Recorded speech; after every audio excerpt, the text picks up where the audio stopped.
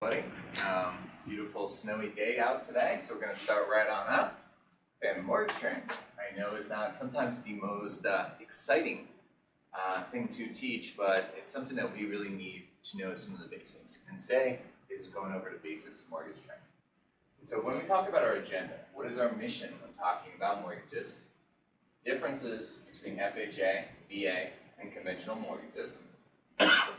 For every $1,000 that a customer puts down or spends over their budget, how much does that change their monthly payment? Investment home versus primary residence? What are jumbo loans? And what do ratios mean along with credit scores?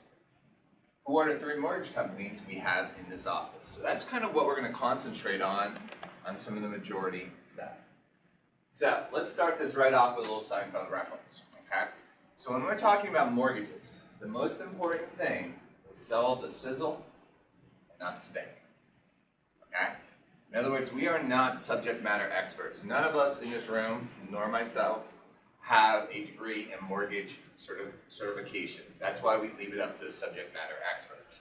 But at the same time, it doesn't mean that we can't be knowledgeable in order to really have our customers understand and perceive value in what we're teaching them, okay? So leave the heavy lifting to the subject matter experts, aka our preferred mortgage partners, as Cosmo would say. Okay. So this is really the meat and potatoes of this deck, okay?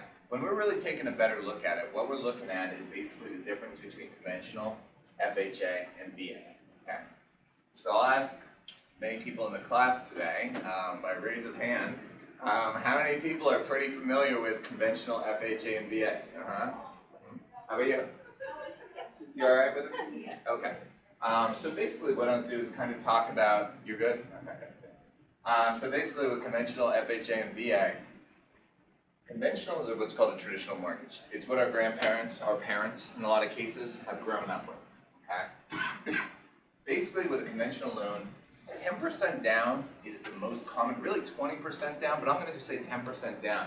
Now there's a lot of different programs out there where it's 3%, 5%, but a lot of the amount of times it has a higher interest rate, okay? Again, basically ratios, so what are ratios when we're talking about ratios? Do you know what ratios mean? Yeah. Okay, so what ratios basically mean is when I say 28:36, what that means in simple English is on the front end, 28 means 28 cents of every dollar that you bring in, maximum, to go towards your monthly mortgage payment. Okay. So in simple English, basically 28%, so if somebody brought in $1,000 a month, hypothetical, that's all they brought in, they could afford on their mortgage, front end, $280, 28%. Does that make sense? Okay. And then 36 is what's called your debt coverage ratio, DCR. And basically what that means is 36 cents out of every dollar will go towards debt. That's a maximum debt that you could have for every dollar you bring in. So that includes credit cards, child support, alimony, pretty much any type of expenses, car payments, that's a big major one, credit cards, if I didn't say that already.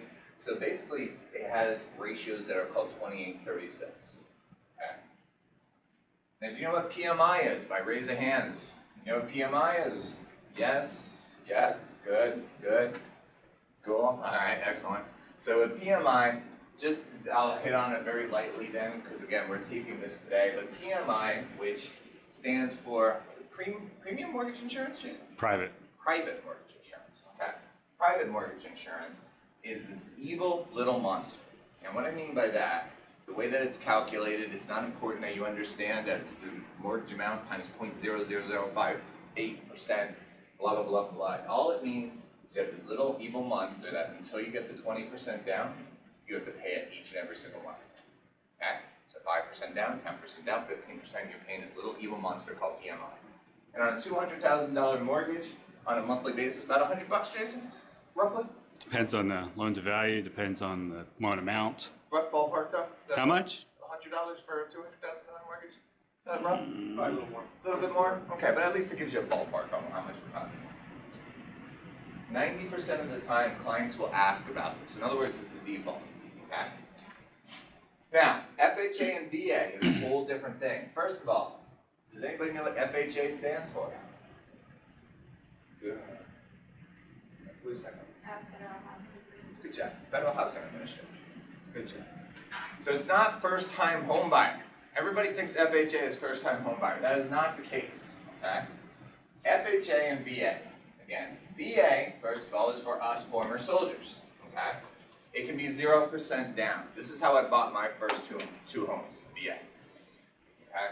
You have to get what's called a DD-214. For any soldiers that are out there, they're going to know what this means. Okay?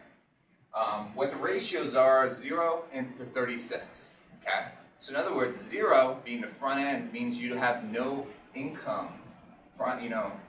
You could qualify for technically with a VA loan of making $1,000 a year. Okay? There is no front end ratio.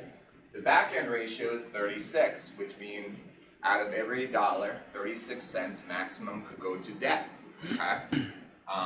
Basically, at the end of the day, I don't think I've ever seen in my 19 years in this industry anybody turn down for VA. Guys, I have 2 mortgage guys in the room today. Did either one of you ever see anybody turn down for VA in your entire career? Honestly? Yes. Probably. You have. Yeah. I mean, he didn't deserve a mortgage. There was a reason. But I mean, how many is that? Very rare. It's rare. How many years you been doing this? 17. 17 years. And you saw one person turn down? Maybe more than 1 or 2. Jace?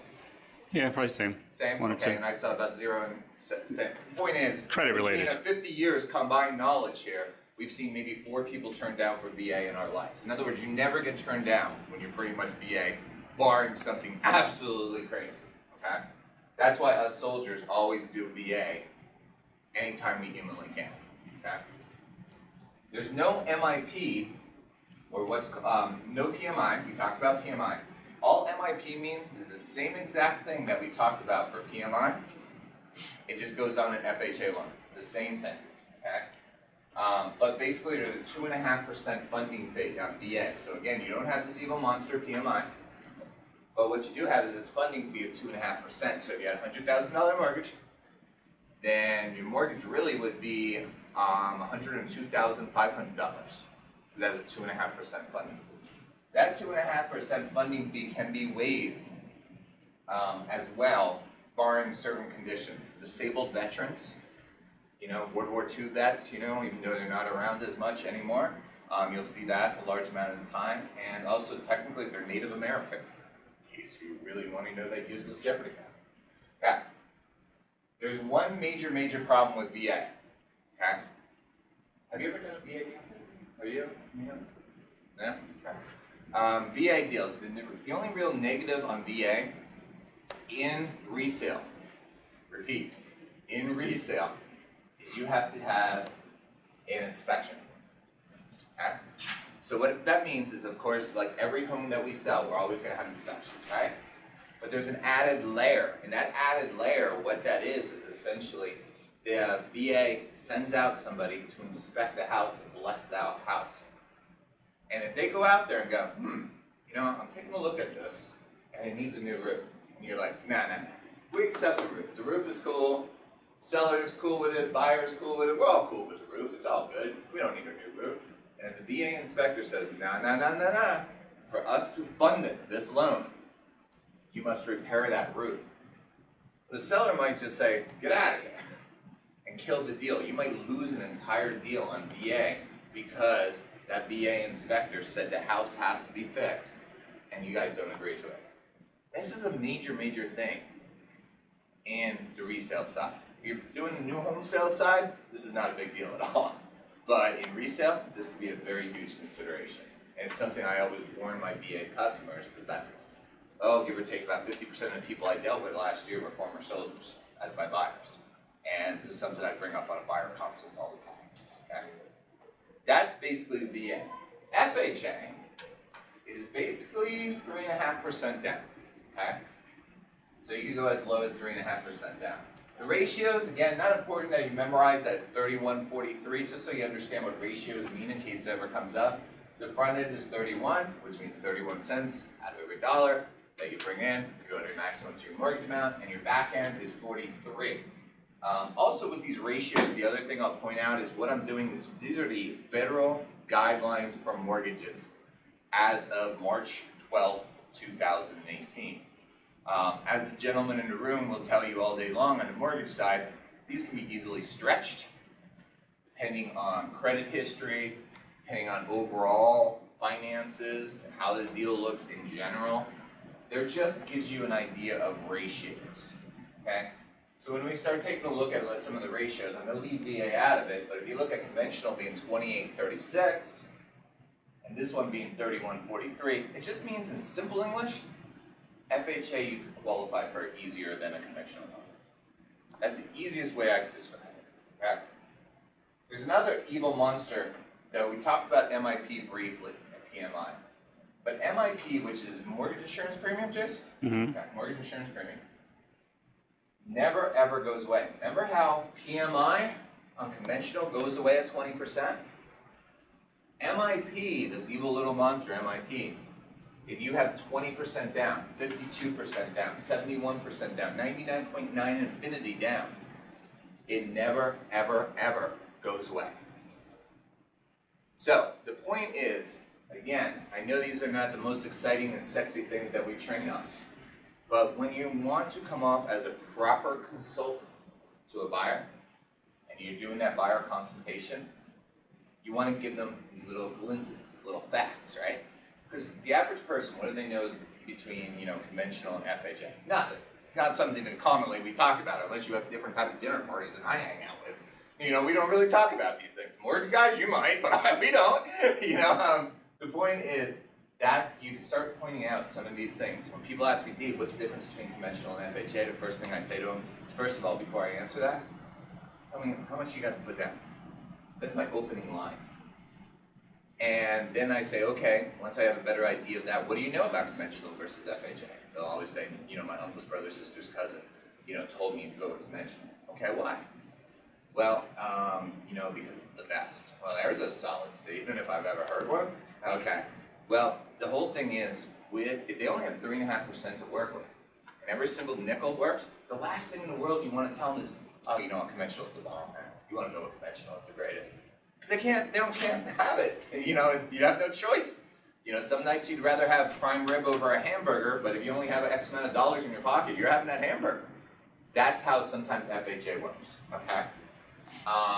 So that's definitely important. But at the same time, if somebody has 20% to put down, why in the world would they ever go FHA when they had to pay this evil monster called MIP for the rest of its life? Okay? Big, big difference. If somebody has money, good enough credit, essentially, it's conventional. It's the easiest way I can put it. If they're a soldier, they're going to go VA. Period. Okay? If they're credit challenged, have only a couple nickels to rub together, FHA. That is an extreme generalization, but again, this is basic mortgage training, and that will get you by for a couple years. So the FHA, a lot of people, once they get 20% down, will they then refinance? Great question. On FHA? Yeah, on an Right. FHA. So what's common that happens is a large amount of people, once they get to 20% on an FHA deal, they will recast or refinance. Now to recast or refinance, it's roughly about 1% of the mortgage amount. Yeah, you were okay with that 1% of the mortgage amount to refinance these days? Yeah, probably double that. Double that, it's really about 2% now? Yeah, well, it depends. If it's $300,000 loan, so it costs about $4,500 to refi. Okay, so it's a little bit more than the traditional It's one, $100,000 1.5%. loan, you probably spend about $2,000, $2,400. Okay, so I'm gonna say 2% just as a general populace, but yeah, you could refinance, but the point is, even if you refinancing, Susan, to make up that amount to refinance, it's going to take many years of MIP. Yeah, it would help, if I had a mathematical calculator sitting here, but it'd probably take, 7 to 10 years for it to make up that difference.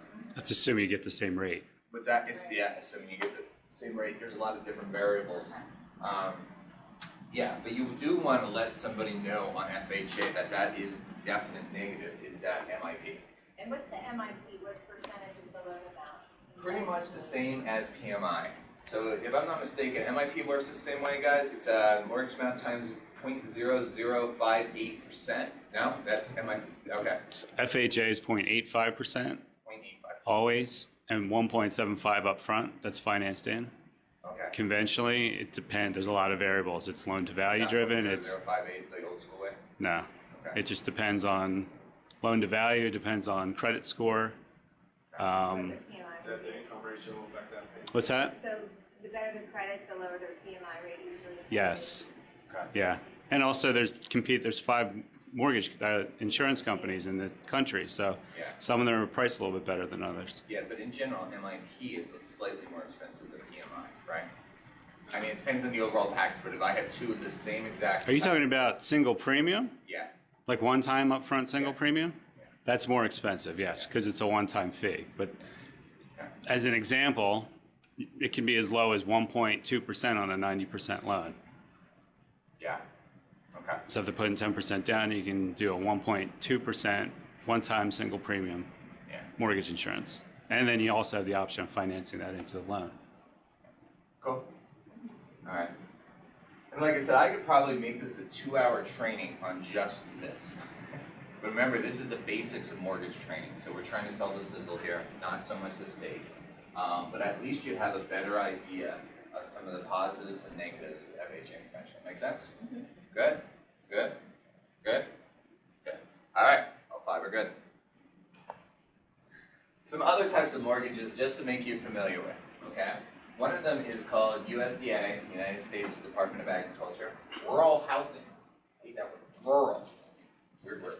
Housing is based on location and income eligibility, true 100% financing. So USDA usually is farmland. That's the easiest way that I could put it. If we were buying up in the Poconos, if we were buying in the middle of East Jabip, you know, there's USDA financing, okay? And it is 100% financing.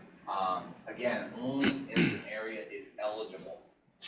That's all you really need to know. Most places here in Bucks County around our office, you're really not going to find too much USDA, right, Jason? Is there really any? There is a lot of A US. little bit more up north, like towards Ottsville and stuff like that? Well, New Hope, Solberry, parts of Buckingham, Okay. and anything just north of Doylestown, for Yeah. the most part, in Bucks County. And they get a better tax, if it's considered rural, they'll get a better tax rate. Are they taxed? No, I mean only if there's a farm. Right, I mean, if they use it as a. yeah, but honestly, most of the USDA stuff that we do, they're small single-family homes Oh, or okay. even townhomes, condos. In some instances, everybody thinks because it's rural housing that it's a farm. Right. That's not really the case. It's just it depends on the geographic area that they set a border, and if that house falls in that border within that line, then it's eligible. It's got to be a very, very small percent of the deals that you guys doing in this office. What, maybe 2%? It's relatively low. Yeah. I was gonna say, this has got to be so. Well, because there's also income eligibility That's issues. True. That is true. So we're in a price point in this area where, in Doylestown, where people they make too much money. Yeah, you're right. But it is good for first-time home buyers. It's a great program.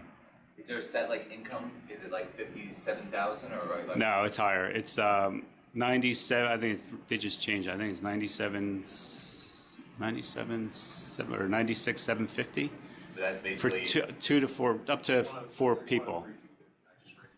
Okay. And then then if it's more than if it's 5 people or more, it jumps up to 122 or somewhere around there. And that's over a 2-year average, or what you make over 2 years. That kind of a loan. Okay. But it's not just borrower income; it's household income. So if you're married, you have 2 incomes in that household, but only one of them's taking the loan out because the other one has bad credit or whatever. You still have to have that other person's income in the equation for the eligibility. Okay. Glad you're taking this today, Jason. You're adding some good stuff for me. Thank you.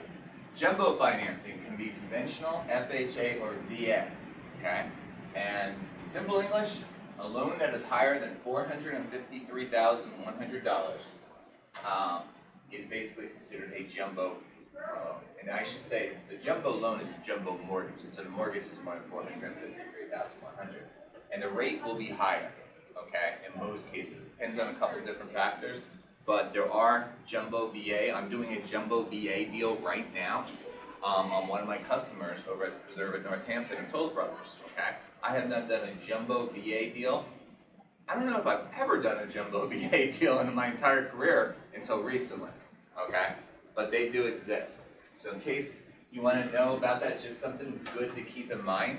This is important though, if you get a listing, and that listing, and you're so lucky that the gods have blessed thee, that you have $1 million plus listing, you're going to have a good amount of people that are going to be inquiring about it, or if you have a buyer who's looking at something that much higher, to at least let them know about jumbo financing and what it means, okay?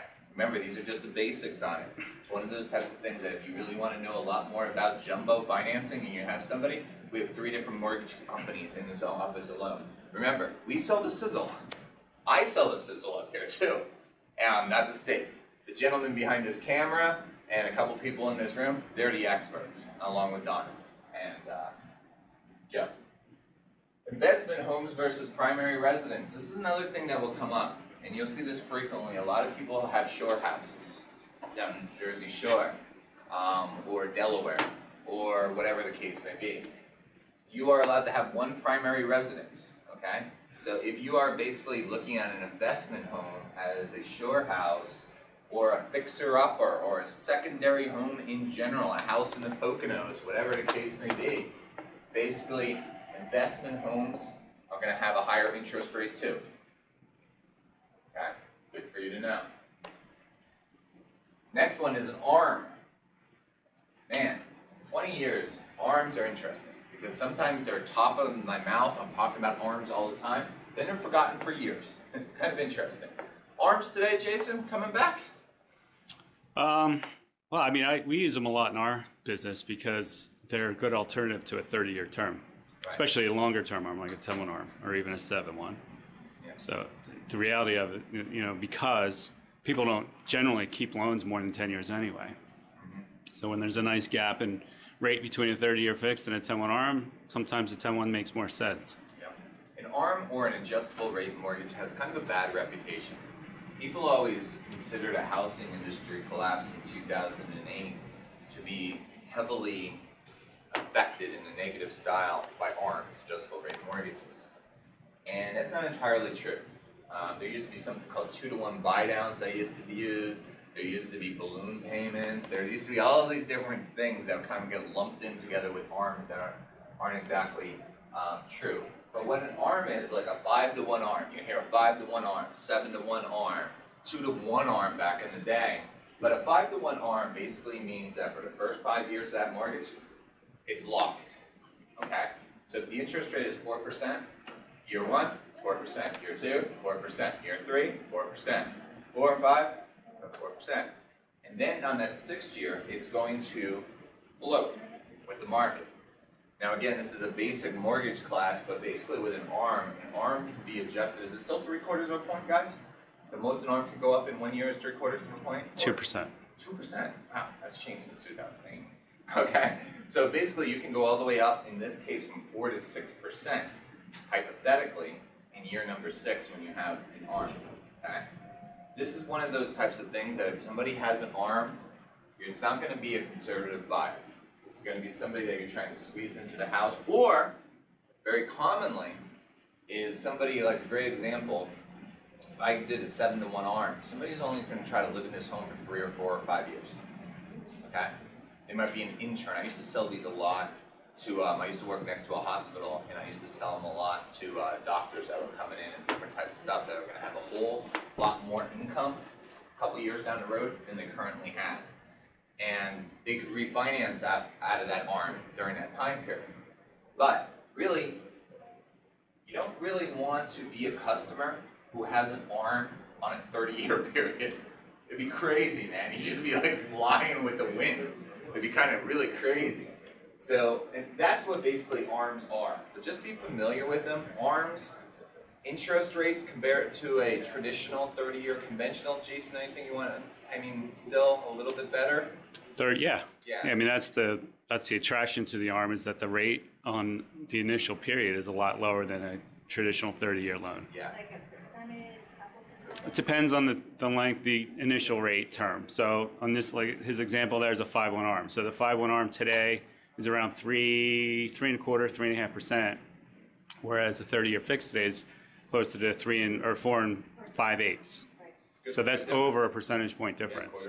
If you have a first-time home buyer that's looking into their first step-up home, or their first home that they're just a couple years into, they don't have long-term plans to be there, that's a good thing to look at. Even if they're there 6 years, the worst case going to go is 2%, maximum 2% in the 6th year. Well, they're not going to give up all that savings in just 1 year, even if the rate goes to its maximum level in year 6. So when we sit down and we do an analysis, we look at the savings over that period of time and then look at a worst case scenario just in the event that they are there. If things change and things happen in their life that they end up staying there a lot longer, they can always refinance out of it. All right, so then there's also something called an 80-10-10. You ever familiar with that? Anybody? Okay. An 80-10-10 is simple English. Remember that evil monster called PMI that we keep talking about? You know, 20% down, you have to pay this evil little monster called PMI. An 80-10-10 means in simple English, you're putting 10% down. You're taking a mortgage of 80% of the mortgage, and the remaining 10%, you're taking a secondary loan. Okay? Now that secondary loan, the 10% of the mortgage amount, is basically going to be a little bit higher in interest rate, but you avoid PMI. At the end of the day, it's almost like tomato, because you have a slightly more of an interest rate on that second mortgage, but you're eliminating the PMI. Again, not important that we know all these details, it's just something good. Like basically when I put together this slide deck, I was just thinking what I use with customers on buyer consults to come off as a knowledgeable person and show them some value more than the actual state part. There used to be something called no docs. Just good to familiarize yourself with it. Oh man, I used to live and die on no docs. No docs, I used to sell in Atlantic City back in the day.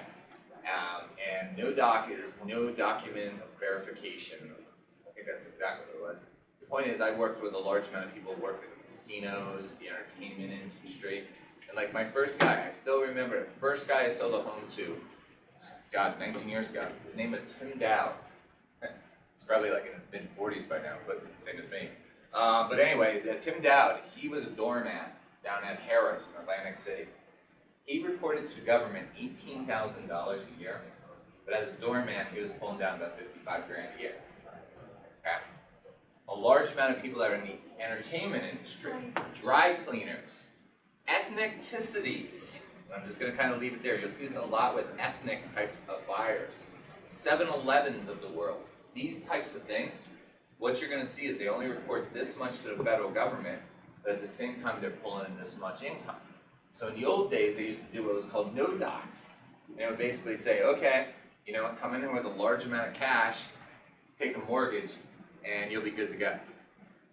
If that, we talked about 2008, man, they probably had more of an impact blowing up the market than any other types of mortgage. Would you agree with that, no docs? Yeah.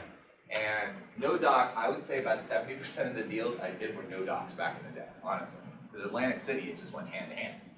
And Egg Harbor Township, Mays Landing, that whole area, if you follow, it has still not recovered to this day from 2008. It's probably the worst area that has never recovered because everything is entertainment based down there. Okay? So no docs are, people will ask about them a lot, but they just don't exist. I don't think there's any mortgage companies that I'm aware of in the United States that do no docs. Anybody? They're coming back. It's probably 35-40% now. It's going to be a high. They're coming back? They're coming back. No shit. It's like backed by hedge fund money. Yeah, sorry. I'm surprised that it's coming back. I thought I would never see those come back again in my life. Would they be resold then in like the secondary market? They may Yes. Is that why they're doing a head? They're not backed by traditional Fannie Mae, Freddie Mac. It's all it's 100% secondary So mortgage. why are the hedge funds back? Why Because they can sell it as an attractive investment instrument for somebody and then bundle it. okay, so they would repackage it and sell it on the market. It's not going to be government backed though. Yeah. So, and again, I had someone recently inquire about one, and I told them, if you find one, let me know so I can direct people there. Because they're hard to come by. Yeah. I'm surprised they're even making a comeback. They were like the toxic loans back in the day, you know, all the bundles. But it scares me that they're coming back with it. Everything always recycles over time. But that one I thought was dead. I thought that was like Dracula. We drove a stake through its heart. But I think the guess option arms are dead. Yeah, well, you know, who knows, cozy coffees, they could all be coming back, right? All right, here's a very important one. For every $1,000 that a client goes up or down in price, puts an extra $1,000 down on a mortgage, it changes the mortgage amount with PM, principal and interest, current principal and interest, taxes, insurance, PMI, etc., by about $11 a month. That's a good rule of thumb. Now, if interest rates go up higher, interest rates go lower, that could change that. Because just on the mortgage amount, it might only change it by $6 or $7, but the whole enchilada is about $11 a month. This is extremely important. When you're going out and you show people homes, you want to come off as a consultant, right? We always talk about becoming off as a professional consultant. Here's one that I absolutely want you to think about doing. I have found a lot of value in my years. When I take somebody out to see a home, and home A was $10,000 more than home B, I don't take them to that second home. After we walk through the second home, I don't go, so, do you think this house is better than the other house? Or, you know what, was this one a lot better by $10,000? $10,000 seems like a large amount of money, right, to the average person, okay? But if you say, you know what, that last house we saw was $10,000 more, so was it better by $110 a month difference? Would you pay $110 more a month for this home? That's how you start looking at things. A very large amount of people walk into and meet with us and they say, I want to spend $300,000 on a house. How'd you come up with that figure? I don't know, my uncle, brother, sister's cousin told me that. What's it on a monthly payment? Oh, I don't know that either. Okay, the point is, and I use this many times when closing, I would take a customer out and let's just say they want to see a home for $300,000. And they're having some trouble finding a home for $300,000. And we take them through a home that might be 305 or 310 or 315, you know, stretch them. And we take them out and they go, man, I love this home. And it's $5,000 more than what I was looking at spending when I came in, which is very common, by the way. Okay, is it $5,000? Yes, it is $5,000. Or is it 5 times 11? So, would you walk away from your dream home for $55 difference a month? Okay. Again, we're talking already their mortgage payments with principal, taxes, and interest depends on the price, but you know we're looking at $1,800 to who knows, $2,800, whatever. $55 is a small amount when you're looking at the larger picture. Okay. But that is something you definitely want to talk about. The other thing is a large amount of time people are going to ask you for mortgage financing. You know, thoughts. Because they're going to have to rapport with you. All of our teams here, they're going to be trying to build up that relationship, but by the time they're really talking to our mortgage company brethren, we've already probably met with them 6 or 7 times showing them homes. So they trust us. They're still building those relationships, and they're still, well, this is the mortgage guy or the mortgage girl, you know what I mean? They're still working their way through it. So they're going to ask you questions. Great example. I was working with one of my customers recently, and he has about $50,000 to put down if he needed to, which would represent exactly 28% down. So I said to the guy whose name was Jason as well, I said, Jace, think about this, man. It's your house, not my house. Again, I sell the sizzle here, not the steak. I'm not the mortgage expert. But if you put 20% down on the house, you know what? You eliminate that PMI. That's a perfect word. The extra 8% that we're talking about, okay, which in this case I think was, what was it, 10 grand, give or take. Okay, yeah, that if you put down that extra 10 grand, then basically your mortgage payment might be $110 lower, you know, at the end of the day. But would you rather have $10,000 for a rainy day, cash on the table, or would you rather have a mortgage payment that's $110 lower, but have absolutely nothing for a rainy day? See how I demonstrated value to him? The point is, once you get 20% on a conventional, and you eliminate that PMI, okay, every $1,000 more that you're putting down is only going to change you by $11 a month. I gave him the choice. I came off as knowledgeable as a professional consultant, and he truly appreciated that knowledge. Okay? That is something that I have used for basically my 19 years. Okay? And the thing is, in the new home sales industry, we used to sell auctions all day long. You're like, oh, this jacuzzi is $5,500. You know what? Could you and your wife, you see yourselves in a jacuzzi at, you know, an extra, you know, $55 a month? Honey, what do you think? You know what the answer was. The point is, you're kind of putting it into layman's terms that makes sense to the average human being. Every $1,000, $11 a month. Okay? That's probably one of the gems of this class. Again, VA inspection process, just other facts and tidbits. And resale could be a challenge, just driving home that point. Also, if you do have any VA buyers and you're watching this, there's a couple of us who specialize in military here. There's about 3 of us actually. I know probably more about VA as a sales rep than almost anybody, to be honest with you. It is my specialty. I volunteer and do a lot of work with it. So, come to me if you have any questions, but really at the end of the day, as good as I think that I am, guys, the rest of the mortgage companies are going to trump me 10,000 times over. Okay? Credit scores determine the mortgage interest rate significantly. The Empirica Beacon score, here's a word I use daily. Empirica Beacon score is the mean average of the 3 credit bureaus that are utilized. So when somebody's credit gets run, it goes through 3 different agencies, or sub-agencies.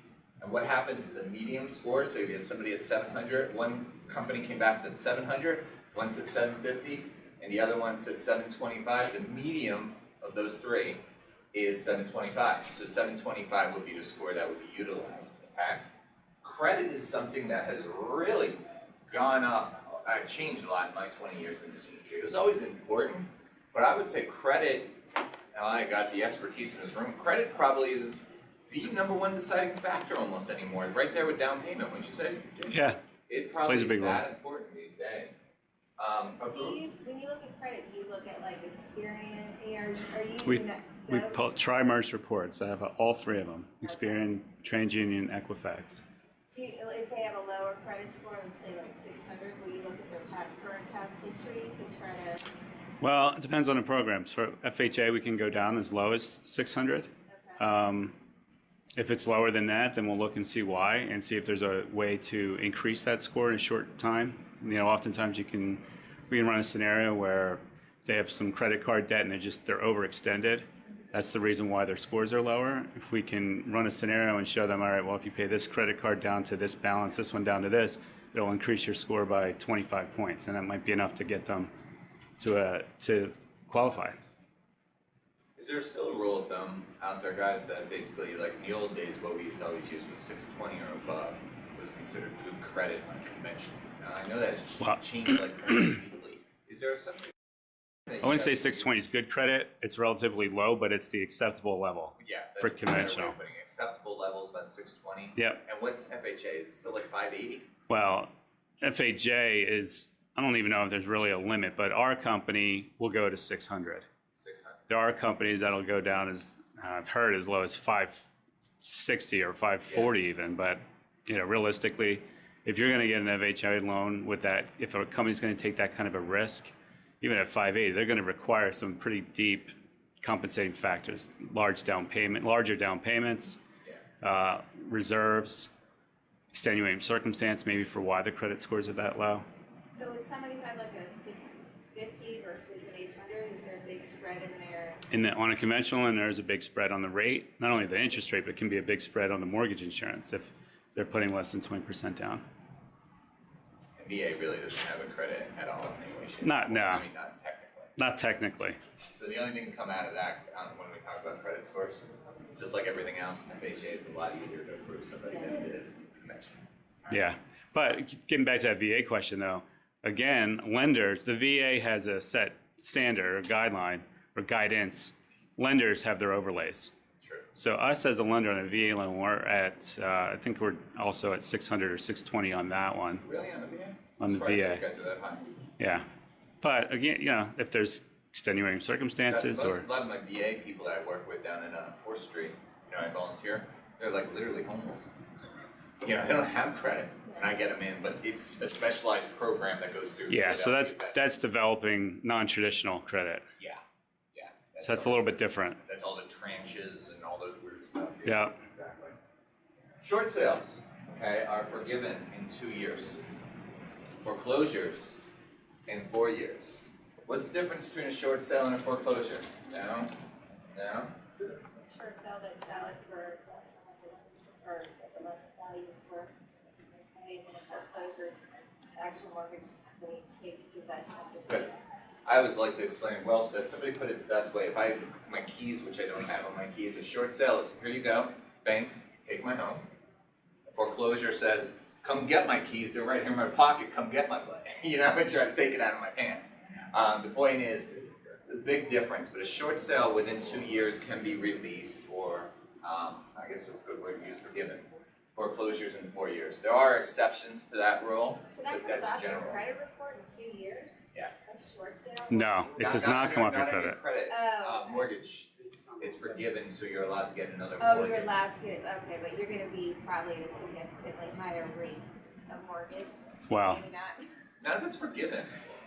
it depends on how it's done your reported. It depends on what your credit score is. Again, if you got a short sale on your credit report, you got a lot of delinquencies on that mortgage rating prior to Yeah. that, and your scores are going to suffer from it more than likely. I mean, if you have a really strong credit history otherwise, then it might bounce back in 2 years, but just depends. Also, closing costs and trend.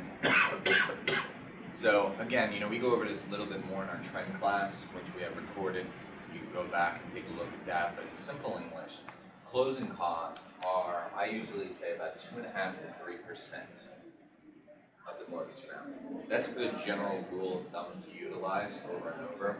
What happens is when somebody finds a home, or really before that, after buyer consultation, when they're talking with the mortgage companies, and they find a house that they like, or a number that they like, that they want the numbers run on it, you can basically have the mortgage company run the closing cost for $300,000 home, $350,000 home.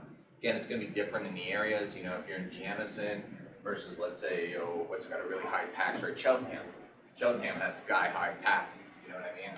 So it's never like an exact, but 2.5% to 3% is a good ballpark to give people for their closing cost. Okay. But again, we sell the sizzle, not the steak. We leave that up to the mortgage people. So we have 3 in-house lenders, okay? And why do we use them? So the 3 mortgage companies we utilize are Presidential Mortgage Company, which is Jason, who's behind the camera today, and Stephen, who's also in the back, helping us with today's session. We also have Movement Mortgage Company, which is Joe, who will be doing a class later on this month that you may attend. And Direct Mortgage Company with Donna, who's also doing a class with us later on in this month as well, okay? So why do we use our mortgage companies? Well, very simply, it keeps everybody on the same page, That's the number one thing. We used to, where I come from, in most of the companies I worked with, we had in-house lenders, okay? And the in-house lenders, if they were in a new home sales construction, they were always Toll Brothers Mortgage Company or Ryan Homes Mortgage Company. If it was the other resale places that I've worked in, it's been, well, they would pay us X amount of dollars a month to be in that office and we give them the leads, So the point was, it doesn't matter. It keeps everybody on the same page, okay? That's the number one thing. If we have somebody, we could walk down to his office and just using Presidential, who's with us today, so I could walk right down to their office.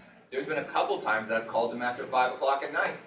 Only once so far, but still, I called them after 5 o'clock to say, hey, I got this issue going on, or, we got a lead that's come in, or whatever the case may be.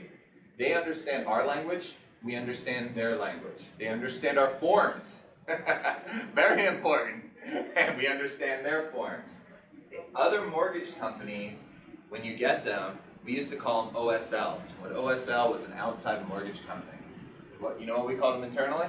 SOL. I'm not going to curse, I already did that once accidentally. But you can imagine what SOL, something, 4-letter word, out of luck means, okay? You want to utilize your 3 different mortgage companies that you have. It's one-stop shopping, okay? We have our own mortgage companies, we have our own title companies, we have our own conveyance companies. Everything can be done in-house, okay? Face-to-face contacts, that's important. A lot of these other mortgage companies, and again, they're great mortgage companies, but I always like to use Rocket Mortgage Company. You probably see them, they're like the new Ditech. Those who are older like me, you would remember Ditech back in the day. They're actually back around now. But basically, as Rocket Mortgage Company, you see people, oh, I found a house, they press an app, and boom, this little rocket shoots up in the air and they're pre-qualified, okay? They're all online, Anybody that you want to talk to is going to be, I don't even know where Rocket Mortgage is based out of, but let's just say Cleveland, Ohio. You're talking to somebody in Cleveland, Ohio, or wherever they're based out. You have no face-to-face interaction. The nice thing about it is with our mortgage companies, you're meeting with them face-to-face, or you have the ability to have them come into this office to meet with them face-to-face. Puts a human level on it, big, big difference, okay? Plus then you can meet with them, even if you're a silent observer of going, at least you're there with them, you know what I mean? Could you just add one more thing about that Please. kind of thing? Those companies are call centers. So the people that are answering the phone and taking the mortgage applications, they're generally college kids that aren't, as you like to call people, consultants. Yeah. They're not somebody that's going to say, okay, well, let me look at your picture, Yeah. let me look at your Plug in whole these scenario. ratios. All they do is, Call. oh, you want a 30-year fix? Here you go. This is it. And that's the end of the conversation. There is no advice given, or there isn't any kind of relationship they try to build other than, let me get your documentation, take your information, and we pass it on to the next person. So, and that can sometimes lead to issues with your transaction.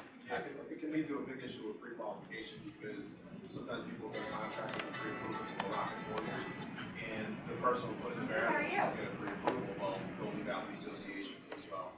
Now all of a sudden the liabilities flip and you got a loan that can't get done. Yeah. They had a pre-approval for that. Yeah. And the same thing with, they're familiar with our programs, we're familiar with theirs, and they invest in our office. That's another important thing too. They are here out of their own goodwill, but they're also financially investing here with our office, which again benefits us as agents because the more we have as investors, the more money comes into our office, the more financially sound we all are. Okay, so that's another thing as well. So people all the time they ask, okay, well, I'm coming in, my uncle's brother, sister's cousin's a mortgage officer, and he's great. Okay. Goes back to buyer consult. You'll see that almost everything I train blends together with all the classes. So you haven't watched buyer consult, watch that video and we'll go into more in depth. But basically at the end of the day, I always I always tell people, you know what? Absolutely, I'm sure your uncle's brother, sister's cousin is the best mortgage officer ever created since God's green earth has been developed. But one nice thing of working with us at Keller Williams, being the largest office in all of Central Bucks, being the largest residential real estate company in the world, is we provide free of charge an initial mortgage consultation with one of our mortgage companies in the office. You do not have to use them, but at the same time, you are making a big, big investment, most likely your biggest investment you ever made in your life. It's always good to look at two different trains of thought. So, you don't have to really worry about utilizing a mortgage company here on day one, and we haven't even gone out to see homes yet, at this point in the buyer consultation stage. So we're going to set you up to kind of meet with them a little bit more on one-on-one, and at least get a preliminary and a discussion going.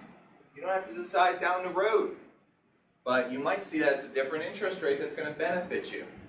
What's the worst that could happen, and why not? Why not at least have two people compete with your business, as I like to tell them? I use that as a selling point. What I'm trying to do is all the time these people that are coming in with quote-unquote mortgages, and I say that with a lot of hands in the air, I call it toilet paper. A pre-qualification letter, you plug in 2 or 3 ratios, you put in an income. I could do pre-quals. I used to do pre-quals all day long. And people in new home sales, we do pre-quals every single day. That's what we do, because we don't have mortgage officers on site on the weekend. So we have to get good at pre-quals. But you know what? All pre-qual is just toilet paper. It means nothing, okay? So a large amount of these people that are going to the Rocket Mortgages and the old school die-techs and all that type of stuff, it means jack. It means nada, niet, nichivo, not, okay? Try to move them over to a face-to-face conversation with our mortgage companies because it's going to benefit you and it's going to benefit your customer. You can only push them so far, don't get me wrong. But at the same time, just don't accept, oh, good, you're going with Rocket Mortgage Company? Cool. All right, cool, we're good. Hey, trust me, you'll really regret it. Also, one part that I will throw out there, if you see anybody and they come in with Wells Fargo Mortgage Company, move them to anybody else. 19 years of experience on this one, okay? Wells Fargo is something you want to just be cautious with whenever somebody brings in on a pre-qualification. And why is that? Well, just in case because I'm being taped today, I'll watch my words more carefully, but Wells Fargo, It's more kind of like what Jason was saying. They put in, Wells Oh, you Fargo mean has a for- good name. You mean Okay. for their pre-qualification? Yeah. They kind of give that out. They give that out willy-nilly to like anybody? dispensing candy. Okay. Yeah, they Okay. dispense it like candy. I don't want to probably go any more than that. Anything you guys want to add? You want to leave that there on Wells Fargo? So It's how their long? back room. It's not necessarily a bad loan officer. Could be. At one point they were pretty Well, good. they've done some shady stuff. They've in the done a lot of past. shady stuff, and it seems to just keep resurfacing as Yeah. time goes by. They do more and more. But yeah, you need to be careful. The big banks just can't move it out of the way. The process is not that. Okay. It's just bad. Yeah. It's Okay. just bad. Yeah, even kind of put in perspective, if I had a Wells Fargo and a Rocket Mortgage, I would actually put the Rocket Mortgage in a Wells Fargo now. Although, like you said, I've met a lot of good loan they're officers very- out of I mean, Wells Fargo. they There's used a lot of to- good people there. It's just something's wrong in their process. I don't It's know what processing. They used Yeah. to have individual processors. They no longer do. Oh, Now okay. it just goes to like a big system, and whoever gets it gets it. Oh, They're not okay. necessarily familiar with the area. So So in there's Ohio might be doing your loan here in Pennsylvania. consistency and when they, A lot of the big banks are that way. Yeah. The smaller ones can react. right. So how long, so if you brought a buyer in, how long would the initial consultation with one of you guys take? Depends, maybe 15 minutes, it could be Okay. an hour, it all depends on the Okay. individual. But, you know, if a buyer, you know, they're like, oh, we don't have tons of time, but, you know, Well, 15, 20 that- minutes. That's always an excuse because they don't initially want to do it. They think it's a hassle or Yeah, that's what I pain. mean. But when they come in, they're usually in here for anywhere from 1 to 2 hours That's what typically. I figured, but Because, just- and it's not driven by us, it's really driven by the conversation and then them asking a lot more questions and then going over detailed scenarios and options and all that kind of stuff. And that's really what drives that conversation and the time. So if they're limited on time and if they say, I only have an hour because we have to be somewhere, I'll mark it, set a timer and say, okay, we're going to talk about this, this, and this, and I'll keep them aware of this. All right, it's getting close to that hour. And it's up to them whether or not they're, Just to get them in the door. Yeah, Just to get that's the them key time. right there. Susan and Ann and John, I know you guys weren't on the original buyer consult classes because you're all new. But basically, when you get that phone call and you set up the buyer consultation and meet with them here on site, set up an interview as much as you can, even for 5 minutes. Just to meet With the them. mortgage company, just so they could get a better understanding, because when you go and do your buyer consult, they might be thinking they're at 300 grand. Right. They talk to Steven and they talk to whoever in his office, and they come back, and I always call it red light, green light, yellow light. That's what we always utilize in oil companies. So we would send them over to our mortgage companies, and my guys, girls would give me a call and be like, yo, Johnson, that you're meeting with? Yeah, Mr. Johnson, yellow light. Man, it's yellow light, I got some problems there. Yeah, I got some problems there. You know what? Tell me about the problems, even though you're not telling me about the problems. Well, here's what we're seeing. Well, you know what? I'm gonna call Mr. Johnson. I'm gonna have you guys meet before I do this buyer consult, because the last thing I wanna do is set up Right. on the buyer consult $300,000 homes, send them all this stuff in trend, and they can only qualify for 250. I might have to take as much, an extra step meeting with the mortgage company and with Mr. Johnson to find out before I can do my buyer consult. If they say green light, I feel more confident, my customer feels confident. If they say red light, I'm not even doing a buyer consult. Right. I'm gonna say, okay, what is it? Do we need credit repair? What do we need here? So all the time when I'm doing a buyer consultation, I'm setting somebody up, I'm always, again, as the largest real estate company in the world, and the largest essential box, one nice value that we have is to talk with the mortgage company for 5 to 10 minutes. Now, I just try to sell the sizzle and get them over to the mortgage company. Mortgage company is going to try to talk them into running their credit, trying to get them to come in, doing all that kind of stuff. But if nothing else, at least they know the questions even better than I do. They cut right to the chase to find out what I'm dealing with. But it provides value, once again, as consultants, because we're not just saying, yeah, come all ye faithful, come on in, have a seat, let me set you up. No, because what ends up happening, you go show them a whole bunch of homes, Right. you get all excited, and then boom, I turn over my mortgage company and they can't afford it, I might as well just take a gun and shoot myself in the foot. Yeah, do you find that more for like the first-time home buyers? I find a lot first-time home buyers, but believe it or not, I find it across the board. Even my $1 million plus 5 or 6 times buy a home. Well, it's like buying a car and buying a house is the same thing, right? I've been doing this for 19 years, but I've never worked a day selling a car. I know nothing about cars. I'm like totally useless when it comes to cars. So when I bought my car 2 years ago, it was about a 5-year stretch between buying cars. Well, I went in, and I was like, I don't know what the hell I'm supposed to be looking for here, I don't know any of this type of stuff. I was uncomfortable. but it would have been good for me to know more about cars. That's how I look at houses. Average American moves every 7 years. And just because they bought a home at $500,000 home 10 years ago, that might be worth $1 million now. Right. And now they're looking at $1 million plus. But it's something that we always like to basically offer them as a value. And it's something right on that telephone when we're setting an appointment that we can show them that value as a consultant. It kind of stands above and beyond. It'll set your mind at ease, and it'll set your customer's mind at ease. So when you're looking, last question. So when you're looking at, somebody who has a 500,000, or that's what they paid for it, now it's 750. When you're looking at what they can qualify for, do you take that equity in that home? Yeah, into consideration? Yeah. Oh yeah, because that's where the money's coming from on the new buy.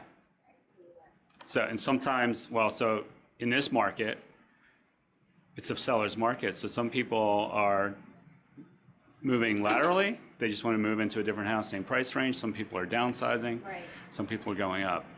If they're moving into a market where it's very, very competitive and they have a house to sell, and they have money, sometimes they will look at it and say, well, are you willing to carry the home and put an offer in without a contingency? Because that'll make your offer stronger. Do you have the assets to do that?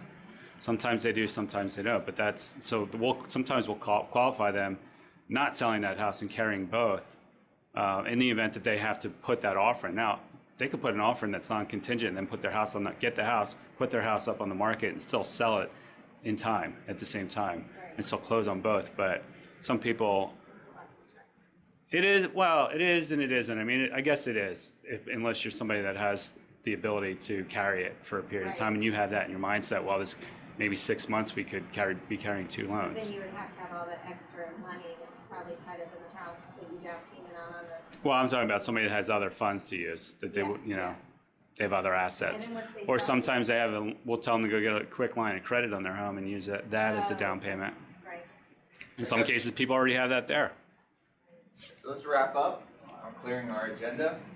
So what is our mission when talking about mortgages? Do we have that down? What do? We sell the sizzle, not the steak. We got the difference between FHA, VA, and conventional mortgages. Right? For every $1,000 that a customer puts down or spends over their budget, how much does that change their monthly payment? Investment home versus primary residence? Jumbo loans? What do ratios mean? We went over that roughly, along with credit scores. And what are the 3 mortgage companies we have in this office? Okay? All right. Money-making exercise. So this is really for the people that are not involved with class physically here today. But basically, here's 3 different examples. Jason, are you good? Okay. This basically is something that kind of has a better idea. We only have 4 or 5 people in today's class, so I'm not going to go over this too much in depth. But like first one, the client is a first-time buyer, ex-military, $250,000 home, has good credit, 720, and has 20% to put down. What program would you recommend? Pause me right now if you are on camera and watch, or excuse me, if you're watching this from home. I'll give you the answer. You want me to pause it? No. You keep. I thought you were looking at me to pause it. Okay, now you paused it, I'm back. Do you know the answer to this? Anybody answer? They have 20% down, would you go conventional? Good job. It's a trick question. You caught me. Okay? The point is, ex-military, everybody's thinking VA instantly, right? But they got 20% to put down, they avoid that VA funding fee. So you know what? Boom. Then they would go, in that case, conventional. It would make more sense. The only time it would make sense on a VA side is if they have really bad credit or something like that, or if they're disabled, military disabled, because the VA funding fee gets waived. Okay? Second one, client works as a bartender. She pulled down $65K with tips last year, but only reported $30K on his or her taxes, but wants to put 20% down on a mortgage. What income can you use to qualify them for a mortgage? So in other words, they made 65, but they reported 30. What can you use them for mortgage-wise? 30,000. So over the last 2 years, what you reported to Uncle Sam on average. Okay. And final one. When do we hand a customer off to our preferred mortgage lenders in the process? A, alpha, first step. So again, basically even before the buyer consultation. Quicker, the better, because we are not mortgage experts. Okay? So that pretty much gives you an idea of some of our money-making exercises. Yep. That's everything that I have for the people here in this class. I'm going to turn it over to Presidential. I said I'd run about an hour. I'm about that. So that's pretty much everything. Do I have any questions from the class right immediately? Okay, good. Thanks, Jason. Okay. You're welcome. We're good.